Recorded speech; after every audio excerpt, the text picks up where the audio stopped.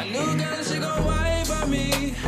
Yeah, yeah. She don't ever whine to me. Welcome, it's the Close the Deal Show. I'm your host, Terrence McRae, rebranding from incarceration. Every week we bring you business information, tips, and insights from entrepreneurs, business professionals, and inspired individuals from the San Francisco Bay Area, as well as Los Angeles and beyond. The Close the Deal Show also features public announcements, Entrepreneur Week, and small business. And if you're looking for strategies to help you in business or educate the public, then you're in the right place. Thank you for joining us today. Today we have a unique guest on. It's because of the topic. That's why I say she's very unique. It's because I've never met someone who is doing something that instead of being in an office place or instead of doing a workshop, she's doing it by way of webinar. We're talking about a woman who's taking on new challenges, but taking on the webinar market, and her name is Cheryl Parks. So ladies and gentlemen of the Close the Deal Show, welcome Cheryl Parks. How are you? Thank you. I'm great, Terrence. Nice to see you. Absolutely. Thank you for coming on the show. You know, what's interesting is the fact that I've had previous guests on my show who does life coaching, and they've done it from an empowerment way, but I've never met someone who does life coaching from a sales standpoint. Sure. Could you elaborate what's the difference between a life coach and a sales coach? Sure. So I'm going to give you my opinion, and thank you very much for having me. I really appreciate the opportunity to reach your audience. So being that I'm not a life coach, I'm not going to give you the definition of what they do, but I will tell you the difference would be that a life coach is going to touch various aspects of someone's life. So it could be not only their business piece, but it could be marriage, it could be relationships, whether you have toxic relationships in your life, your family, etc.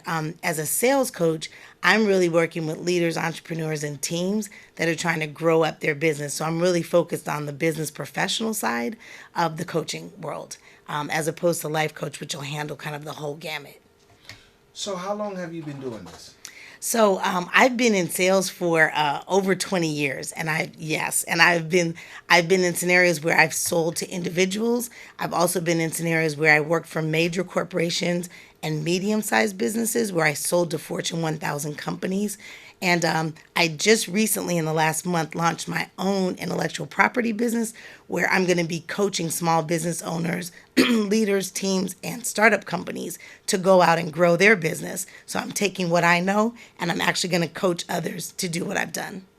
So from your standpoint of this particular profession, over the years, how have you seen sales change? It's changed quite a bit, and I would say that a lot of the change came to us after the internet. So traditionally, it was people would walk into a store or give a call to someone because they needed something, and the salesperson was more or less armed with all of the information they needed, and they may make a couple of 2 or 3 calls to see which product or service was best. So really, the salesperson was in charge. That's the traditional role. It then became a solution selling role where the salesperson would learn a little bit more about what you're looking for, and they actually would match their service or product to what you need. Where we are now is something called insight selling, where every time you touch the prospect or your customer, you don't necessarily need to be selling. You might be trying to provide them some information that's valuable. So, for example, there are a lot of times that I'm talking to people and I'm just trying, if that person's interested in emotional intelligence and I see something come across my desk or my phone or laptop that talks about that, I might just send it over to them just because I know it'll help their business. And then in the future, maybe they need something from me and they look to me as a resource. So that's kind of the way I've always operated my own business. Well, it sounds like you operating in the same realm as I, Exactly. Because a lot of times people find that, it's not what you know, but it's who you know. Absolutely. So here it is, this information that you have, and it's this experience of knowing how to sell. Why are we in the age of inside sales? So buyers are much, much more savvy. They're much more educated. And again, a lot of it has to do with being able to really do your own research.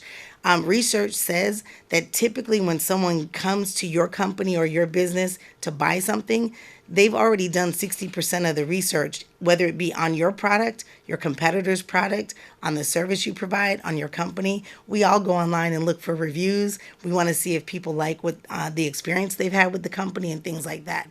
So from the perspective of just buyers being more educated out there, and they really understand that they come to the table with a lot of power, whether it be their dollar or just the fact that, you're going to spend time as a customer in someone's business.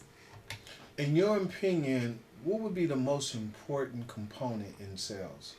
So, in my opinion, I personally think it is active listening and qualifying, right? So, if you come to me and you need something, I think a lot of times we're not actively listening to each other. And so I already have in my head potentially that I'm trying to sell you something. Instead, if I'm actively listening to what you're saying, I may find that what I thought you needed is something totally different. So I really coach on the idea that you need to actively be listening, ask good questions, second and third level questions around, what's motivating someone to buy now versus later, why they want red versus blue, or why they're looking for a certain software solution, without being annoying, right? So we've all been with the salesperson that wants to keep asking you questions. And you, at some point, you just say, listen, I just want to I want to get the information that I want. So there is a style that can be used to get the information without the interrogation. Maybe that's a good way to say it. Why would you say there's a style where, what's the difference between active listening and just manipulation? So active listening, again, you're listening for motivations from the prospect or the customer. What's motivating them to make a decision now versus a year from now? What's motivating them to want to go in the direction that they seem to want to go in? If you're manipulating, in my opinion, typically the salesperson has their own agenda, and they simply want to sell you what they have. And so they're going to try to have you fit into their box. That's really old style selling, and that's a lot of the reason that people look at salespeople as, not being someone that they enjoy. We've all been to the car sales lot or some area where there's a premium product being sold and you feel like you're being kind of pushed to the end. That should not be a scenario. So that's what my coaching is about. So in the active listening, right, you're mentioning the fact that you need to be fully aware of how that person is feeling. Absolutely. Okay. So what if the person you're not able to read? So, you want to be a human, right? So you need to know yourself as a salesperson. You need to know your product or service very well. Knowing your competition's helpful. Know your business. Know what it can provide or not provide. Know what your ideal customer looks like. A lot of people think they're selling to everyone, and that's really not the case anymore. And then know your story. Why are you in the business that you're in? So if you're not able to understand what the person's looking for, it's okay to stop and say, I'm not exactly sure I understand what you're looking for. So let me ask a few more questions. It's okay to be human at that level. Okay. Why do you think so many people have that negative aspect towards salespeople? My personal opinion is that I think the negative opinion comes from encountering salespeople and sales teams that want to push their agenda, their product, their service, so much so that they're not listening to what the prospect or the customer wants. So if you're not really taking in what's motivating the decision, what's driving them, what's full solution you can provide, a lot of times you're moving them into an area where they're buying something from you that they don't like. Buyer's remorse is a real thing, right? So I've now purchased something, a premium product that may be worth over $2,000-$3,000. And now I'm saying, why did I buy this? The salesperson maybe supported me getting there, but didn't provide a full solution for me. In addition, I will say, though, at the same time, we all depend on salespeople. Correct. Whether you're buying a car, whether you're looking for a full software solution, and you're just looking to find a good consultative, kind of trusted expert to help you make the right decision. So my question would be, you mentioned earlier about selling to a Fortune 500 company. Yes. How did you prepare? And what was the one thing that during your active listening you utilized in order to make that sale? Okay, so that's a great question, and it's a two-parter. So I'll take the first part first. So in preparation for me, it goes from everything from me preparing myself to go in. Even before we started this, I was kind of just breathing in and out, just get some oxygen to my brain.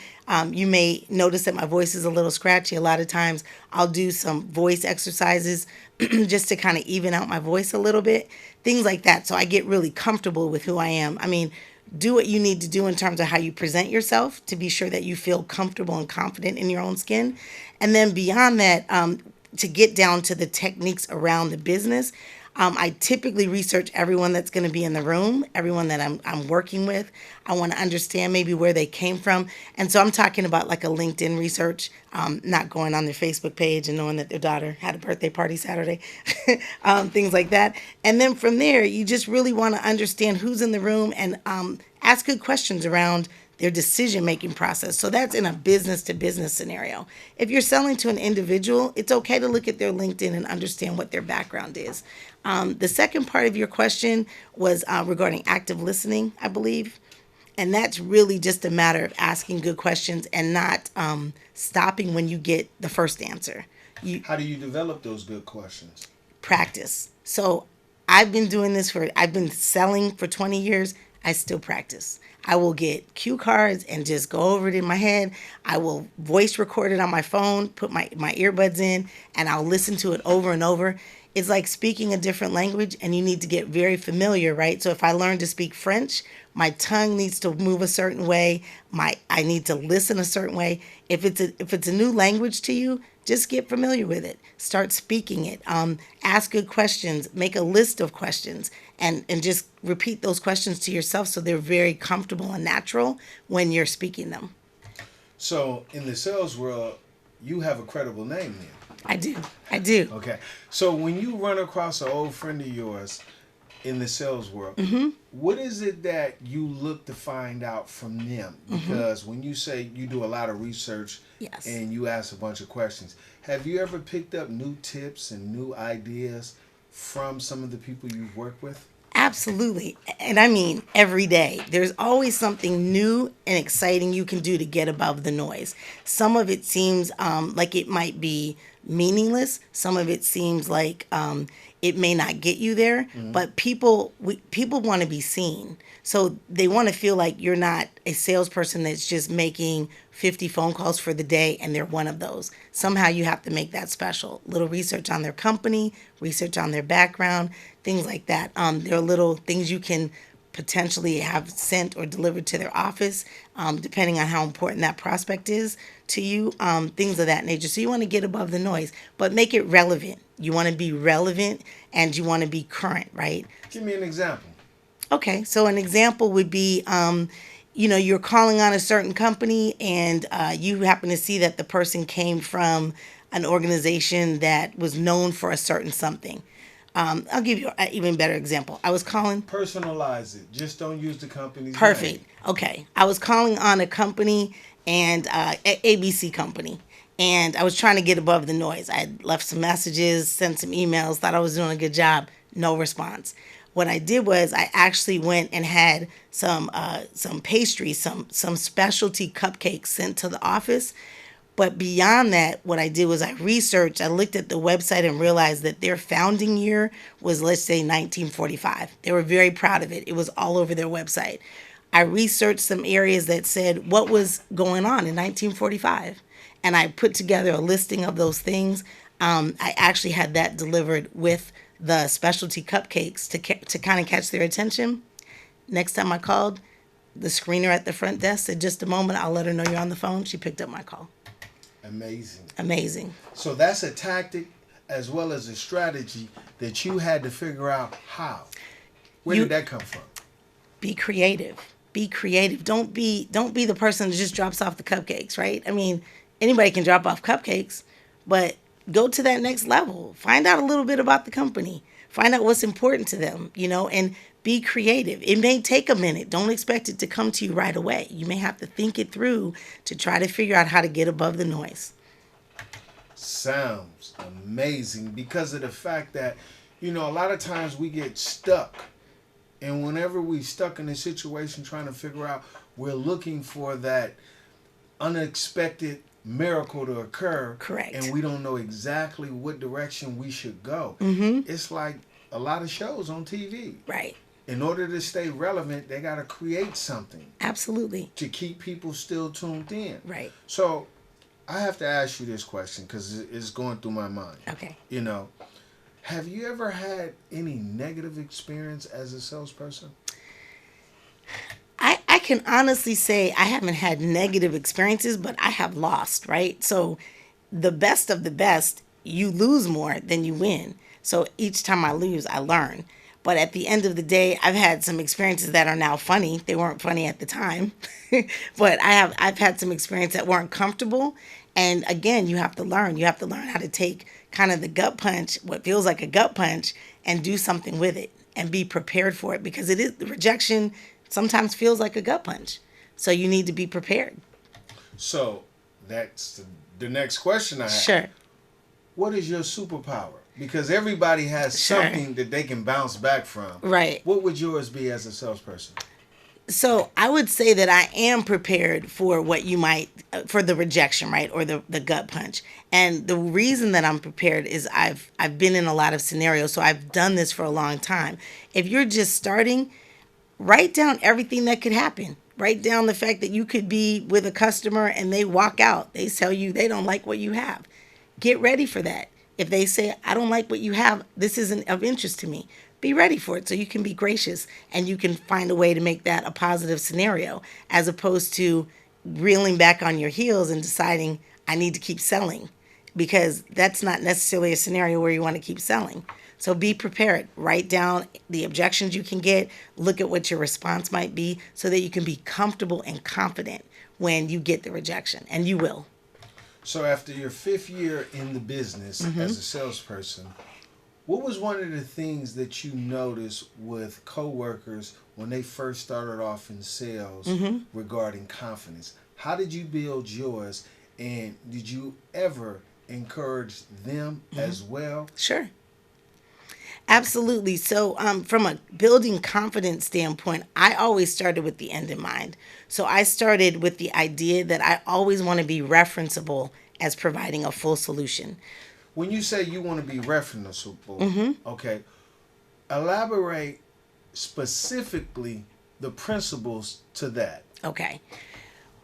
This is a real simple thing. In my mind, at year 1, 2, 3, 4, 5, I just knew if I saw my customer on the street, I wanted them to say, that's Cheryl. She helped us transition this whole process from A to B, and we really like her. She's great. You should actually give her a call if you ever need some help in this area. Not, that's the person that took us down this road and we haven't recovered yet. It's just been a problem. A person that buys something and they have huge buyer's remorse. So that to me, that's being referenceable. I want to be used as a solution and a resource. To me, that sounds like just going into an unexpected diner or a fast food spot and didn't get served the way I wanted to get served, and make sure I tell everybody, don't go there to eat. Exactly. Okay. Exactly. Okay, I get that. Okay.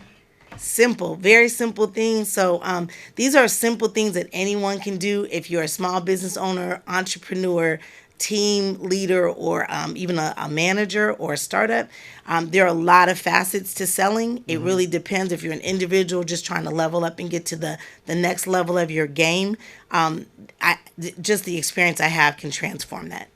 So, back to my question I had asked you. How did you build that confidence, and how did you build your coworkers? My confidence, you just have to do the work. You have to do the work. The more prepared you are, the more you practice, the more you actually are out there doing it. And salespeople that are out there trying to get to the next level, if you're not doing it, you know you're not doing it. You have to measure that and be accountable for it. I always really enjoyed coaching teams. So coaching coworkers in terms of things that can happen out there, and also having like plan A, B, and C. People think, well, I'll just call this person in the morning, and then you realize that whatever you have is due by Monday and the person's out because it's Friday. So what's your plan B if they're not there? What's your plan B if they don't call back? You have a deadline and you need an answer. What's your plan? You have to have a plan B and a plan C. So those are some of the things that I would tell my coworkers to kind of get to the next level. Just be prepared. So it sounds like to me you practice the 5 Ps. Absolutely. Okay. Yes. Definitely. A lot of people have gotten into so many different professions. Mm-hmm. But one of the things that I hear the most coming out of your mouth is practice. Yes. Study. Yes. Research. Yes. Know who your competitor is. Know who your customer is. Absolutely. Why is that so important? Well, if this is your livelihood, this is how you spend your time, and this is what's taking care of your family, right? Which a lot of small businesses, this is the way they take care of their families. It's imperative. This is what you do, and you have to do the work. There's no shortcut to doing the work. And that's the truth, because if you want to succeed, you have to put in the work. You do. So you have something coming up. What is that? So I'm going to be officially launching my business in the next couple of weeks, and I'll have a webinar available around how to build confidence. And I've gotten a lot of feedback via a survey that I took in terms of going from level 1 to level 10. But when you say build confidence, is that based on some emotional low self-esteem, or is that based on the aspect of business? It's really both, because the aspect of business incorporates you as a person, and you have to acknowledge and respect that. So it really is both. The focus is going to be on business and on sales and on growing business through increased sales and profitability. But it does incorporate you as a person in doing that. So what would make you qualify for that? For my viewers to hear and to know that I have the right person on the panel speaking about this. Yes, that's a great question. So my expertise is in the area of selling premium products or services. That would be something that's valued or being sold for more than $2,500. So there are other coaches that can help with lower ticket items. My particular practice doesn't really focus on the lower ticket items, so that's one.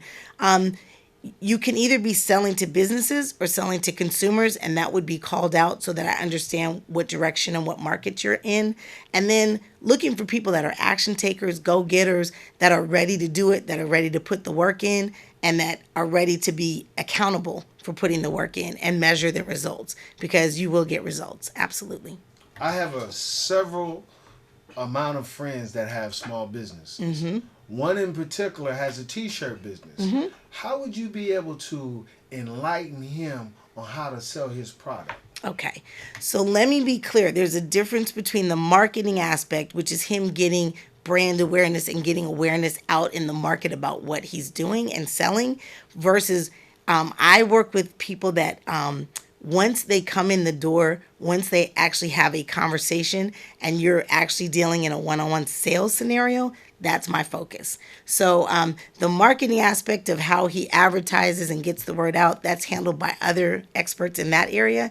And then I actually work with him on, maybe he's looking to sell 10,000 t-shirts to a particular company, a particular sports team, something like that.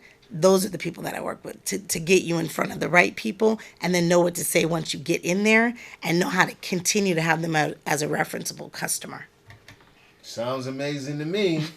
Could you let the people know how they can learn more about your webinar and become more educated in what it is that you sell as well as teach? Absolutely. My website, which will be up very soon, I would probably say the beginning of next week, is thesalescoach.com. My email is cheryl@thesalescoach.com, and you can reach me there. I also have Facebook, of course, all the social media sites.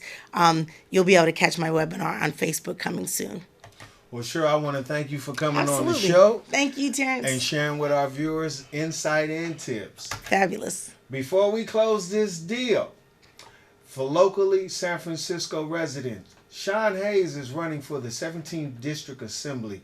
Get out there and vote at City Hall today at 4:30. If you have suggestions, questions, or even would like to be a guest on the Close the Deal show, or as well as the Close the Deal Show in LA. You can contact www.theclosethedealshow.com. San Francisco, LA, you can find us every Monday night on cable Comcast Channel 29 at 8:30 p.m. or online 29.sfc.tv. Worldwide, you can find the Close the Deal Show on YouTube. Just type my name, Terrence McRae, or click my picture. Please subscribe, like, and comment on your favorite episode. Take good care, everyone, and don't forget, find the right connection to close the deal.